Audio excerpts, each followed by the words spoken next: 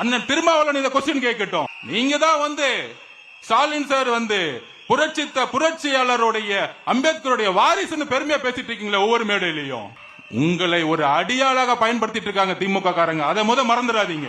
இதுல யாரை இவன் கொச்சைப்படுத்துறான் அப்படின்னா அண்ணன் திருமாவை கொச்சைப்படுத்தான். அவருக்கு சுய சிந்தனை கிடையாது, சுய முடிவு எடுக்க முடியாது, கொள்கை புரிதல் அற்றவர், அதுக்கடுத்து முட்டு கொடுத்துட்றான். அவர் அடிப்படையில் நல்லவர், சேர்க்க சரியில்லை. செருப்படி விழும் அவனை, உனக்கு செருப்படி விழும். அட்ரஸ் இல்லாத பையன் நீ அண்ணன் திருமாவை அடியாளுங்கிற, அவர் அடிப்படையில் நல்லவர், சேர்க்க சரியில்லைங்கிற. என்ன சொல்ல வர நீ? அவருக்கு என்ன சுய சிந்தனை இல்லைங்கிறியா? சுயமா முடிவெடுக்க தெரியாதுங்கிறியா? கொள்கை புரிதல் இல்லைங்கிறியா? நாயே நீ இந்த ஆதவர்ஜுனாங்கிற பேரு, இந்த அட்ரஸ் இல்லாத ஒரு முகம் இந்த தமிழ்நாட்டுக்கு தெரியும்னாலே அதுக்கு காரணம் விடுதலை சிறுத்தைகள். இந்த நாய் மட்டும் இல்ல, இன்னொரு பொம்பளை பொறிக்கு நாய் சுத்துது இல்ல, சீமானுங்கிற நாய், அவன் சொல்றான், அவன் கட்சிக்காரனும் அவனும் சொல்றான், பிரபாகரனை நாங்க தான் கொண்டு போய் தமிழ்நாடு முழுக்க சேர்த்தோங்கிறான். 2009 வரைக்கும் அவனுக்கு மேடை இல்லை, அட்ரஸ் இல்லை.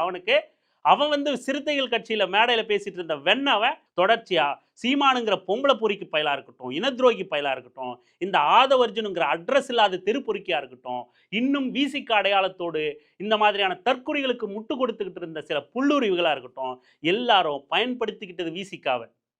கடைசியில பயன்பட்டது என்னமோ சங்கிகளுக்கும் இந்த மாதிரியான அட்ரஸ் இல்லாத பயல்களுக்கும் தான் அப்படிங்கிறத நம்ம வலுவா இங்க நினைவூட்ட கடமைப்பட்டு